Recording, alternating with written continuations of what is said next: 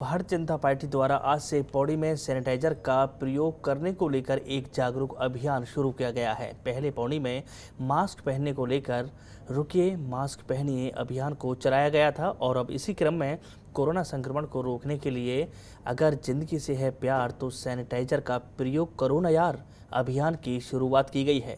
आज बीजेपी कार्यकर्ताओं ने पौड़ी शहर की धारा रोड, माल रोड, बस अड्डा, लक्ष्मी नारायण मंदिर सहित बाजारों में घूम घूम कर लोगों को सैनिटाइज के प्रयोग की उपयोगिता बताई।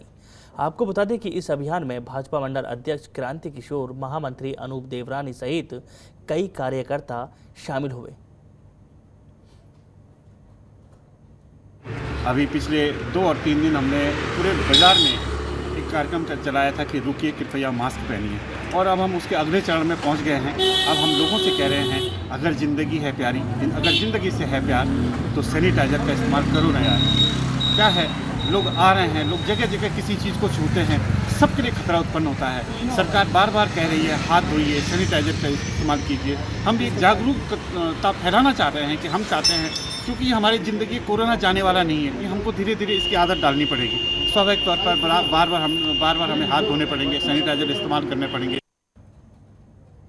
काशीपुर में कोरोना काल में जहां सरकार की ओर से लगातार नई गाइडलाइन जारी कर कोरोना जैसी महामारी से निपटने के लिए निर्देश दिए जा रहे हैं, तो वहीं बाजार में लोग नियमों की खुलकर धज्जियां भी उड़ा रहे हैं। ऐसे में प्रशासन की तरफ से भी किसी तरह की कोई सख्ती देखने को नहीं मिल रही है, जिससे लोग और लापरवाही करते हुए नजर आ रहे हैं। जबकि इस पूरे मामले में प्रशासन का कहना है कि नियमों का कड़ाई से पालन कराया जा रहा है। प्रशासन का ये भी कहना है कि किसी भी प्रकार की लापरवाही के लिए दंडात्मक कार्रवाई अमल में लाई जाएगी, जिससे नियमों का सख्ती से अनुपालन हो सके।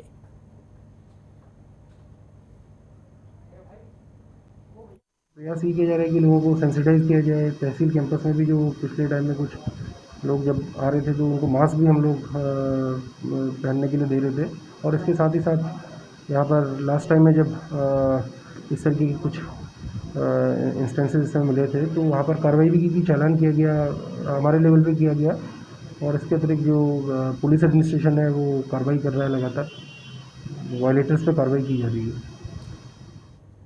काशीपुर में बिना ऑक्सीजन के सांसों की डोर टूटती जा रही है और मौतों का सिलसिला थमने का नाम नहीं ले रहा है, जिसके चलते लोगों को दूसरे शहरों की ओर इलाज के लिए भागना पड़ रहा है।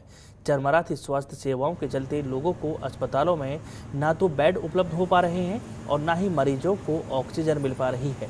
ऐसे में मरीज इधर उधर भटक रहे हैं, जबकि प्रशासन अपनी ओर से पूरी कोशिशों में जुटा हुआ है। बावजूद इसके क्षमता से अधिक ऑक्सीजन की मांग होने की वजह से लोगों में अफरा तफरी का माहौल बना हुआ है।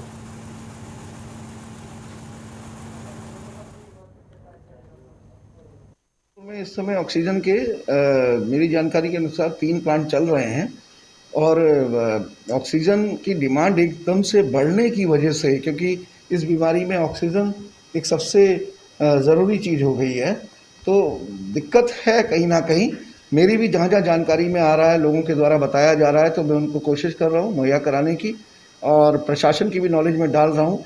जहाँ पर भी ऐसी शिकायत मिल रही है या दिक्कत महसूस हो रही है तो प्रशासन उचित कदम उठा रहा है, और अभी भी हम लोगों को भी जागरूक होकर प्रशासन की भी जानकारी में देना होगा। जहाँ भी ऐसी समस्या किसी को दिखाई देती है वो फ़ौरन उप जिलाधिकारी महोदय जी की नॉलेज में लाए, हम लोगों की नॉलेज में लाए, और बहुत से लोग इस समय विभिन्न समाज सेवी जो हैं वो जागरूक हैं, उन लोगों की नॉलेज में लाए।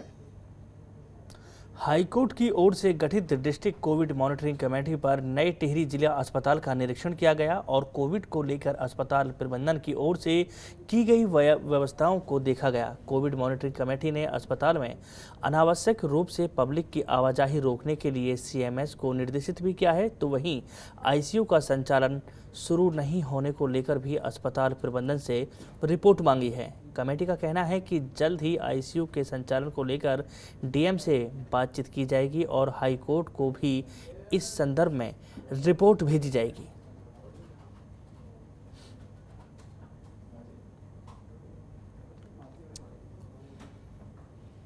उत्तराखंड में जल्द 1400 ऑक्सीजन बेड और आईसीयू तैयार हो जाएंगे। स्वास्थ्य सचिव पंकज कुमार पांडे ने बताया है कि डीआरडीओ की मदद से 2 अस्थायी अस्पताल बनने जा रहे हैं। कुमाऊं क्षेत्र के लिए ये अस्पताल हल्द्वानी मेडिकल कॉलेज कैंपस में बनेगा, जिसे सुशीला तिवारी अस्पताल हाई संचालित करेगा।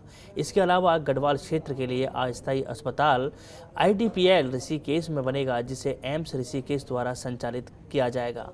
इन दोनों अस्पतालों में 500 बेड की क्षमता होगी। हल्द्वानी में बनने वाले अस्थायी अस्पताल में 400 ऑक्सीजन बेड और 100 आईसीयू बेड बनाए जाएंगे, जबकि IDPL ऋषिकेश में 500 बेड ऑक्सीजन सपोर्टेड बनेंगे। राज्य सरकार की मदद से एम्स ऋषिकेश में 100 आईसीयू बेड अलग से तैयार कराए जाएंगे। इसके अलावा हिमालय अस्पताल जौली ग्रांट में डीआरडीओ की मदद से ऑक्सीजन सपोर्टेड 400 बेड और तैयार किए जाएंगे।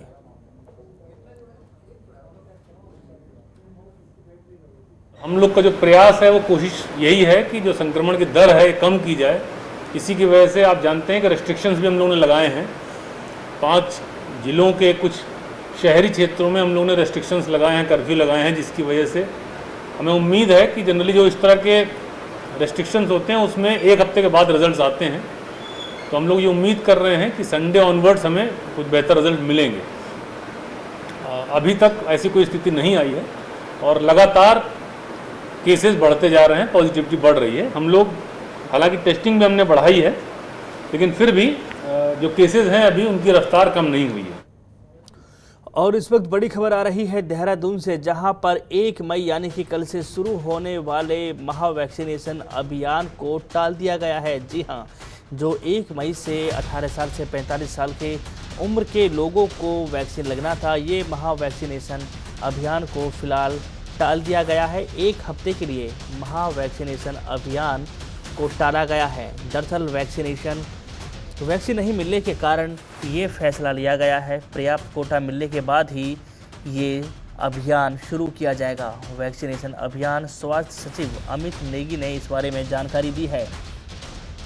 दरअसल केंद्र सरकार के आदेश के बाद पूरे देश में 1 मई से 18 से 45 आयु के बीच के लोगों को टीका लगना था। मैंने अभी आपको बताया, हमें गवर्नमेंट ऑफ इंडिया से एलोकेशन मिला है कोविशील्ड का 1,22,000 का, एंड हम लोगों को मिला है कोवैक्सीन का ऑलमोस्ट 42,000 का। So we in the process उसको प्रोक्योर करने के लिए हमारे नोडल ऑफिसर्स लगातार इन दोनों कंपनीज के मैन्युफैक्चरर से बात कर रहे हैं, एंड हम लोग होपफुल हैं कि जल्दी स्टार्ट होगा, लेकिन मुझे लग रहा है प्रॉब्ली 1 हफ्ते का इसमें समय लगेगा। अगेन जैसे हमारे पास इन्फॉर्मेशन आएगी, हम सभी को प्रेस के माध्यम से, आप सभी के माध्यम से सारी जनता को पंकज गरुड़ हमारे संवाददाता लगातार फोन पर हमें जानकारी दे रहे थे। एक बार फिर से उन्हीं का रुख करते हैं। पंकज, 1 सप्ताह के लिए टाल दिया गया है महा वैक्सीनेशन अभियान को, लेकिन जिन लोगों ने ऑनलाइन रजिस्ट्रेशन करा दिया था, क्या उनको अपॉइंटमेंट मिल चुका था? उनको केंद्र भी बता दिया गया था, या फिर इस तरह सरकार को अंदेशा था कि जो उनको अभी तक ये सुनिश्चित नहीं किया था कि उसको किस केंद्र पर जाकर वैक्सीन लगवाना है? जी बिल्कुल, जिस तरीके से ये कल से एक बड़ा अभियान शुरू होना था वैक्सीनेशन का 18 से 45 साल के बीच में, इसमें रजिस्ट्रेशन शुरू हो चुका था। यहाँ पे कई लोगों ने रजिस्ट्रेशन भी कराया, लेकिन अभी रजिस्ट्रेशन हुआ है, लेकिन उसमें डेट किसी को नहीं मिली है, उनको केंद्र नहीं मिला है। सबसे बड़ा कारण इसका यह है, अभी जो स्वास्थ्य सचिव है अमित नेगी, उन्होंने बताया है कि उत्तराखंड को 1,22,108 जो डोज है वो कोविशील्ड की मिलनी है और 42,370 कोवैक्सीन की डोज मिलनी है। तो ये दोनों डोज अभी तक उत्तराखंड को नहीं मिल पाई है। जो लगातार जो नोडल अधिकारी है वैक्सीनेशन के, वो जो कंपनियां हैं उनसे संपर्क कर रहे हैं, लेकिन अभी तक वो वैक्सीन अभी तक मिल नहीं पाई है। तो जैसे ही वैक्सीन मिलता है वैसे ही ये अभियान उत्तराखंड में शुरू होगा। हाँ, फिलहाल जो बुजुर्ग लोग हैं 45 से ऊपर हैं, उनको वैक्सीन लग रही है, उनको उनकी वैक्सीनेशन पे कोई रोक नहीं है, लेकिन जो महाअभियान था वो फिलहाल 1 हफ्ते के लिए टाला गया है। लेकिन उम्मीद है जिस तरीके से सरकार बातचीत कर रही है, तो ये जल्द उत्तराखंड को ये डोज भी मिल जाएंगी। चलिए, बहुत बहुत धन्यवाद पंकज गरोला ये अहम जानकारी हम तक पहुंचाने के लिए। टिहरी जिले में एक और कोविड के केस दिन प्रतिदिन बढ़ते जा रहे हैं तो वहीं दूसरी ओर चंबा क्षेत्र के रेड क्रॉस में चल रहे कोविड वैक्सीन टीकाकरण को लेकर हो रही परेशानियों से ग्रामीणों में खासा नाराजगी देखी जा रही है। ग्रामीणों का कहना है कि स्वास्थ्य विभाग की लचर व्यवस्था और प्रशासन की लापरवाही के कारण आम लोगों को बहुत सी समस्याओं से जूझना पड़ रहा है। साथ ही दिन भर लाइनों में कतार लगाए शाम को बिना टीका लगाए बेरंग घर वापस लौटना पड़ रहा है। वहीं वृक्ष एनजीओ के कार्यकर्ता का कहना है कि हम लोग सुबह 6 बजे से ग्रामीणों की सूची बना रहे हैं, जिनमें 200 से अधिक लोगों का रजिस्ट्रेशन करवाया जा रहा है, जिसमें 140 लोगों को ही वैक्सीन लग पा रही है। ग्रामीणों ने सीएमओ टिहरी से व्यवस्था को ठीक करने और काउंटर बढ़ाने की मांग की है।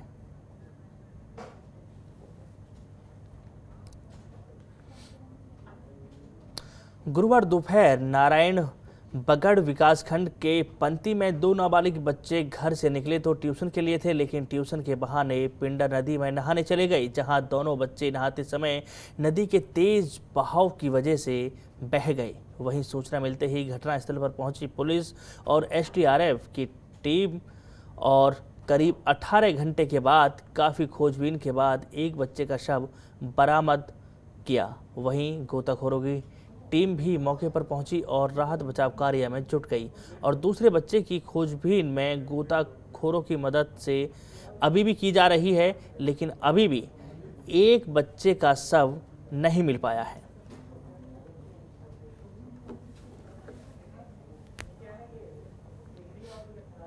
और इस बुलेटिन में फिलहाल मेरे साथ बस इतना ही। देश और दुनिया की बाकी बड़ी खबरों के लिए देखते रहिए जनतंत्र टीवी। नमस्कार। खबरों के निष्पक्ष विश्लेषण के लिए सब्सक्राइब करें Janatantra TV and press the bell icon. Never miss any update.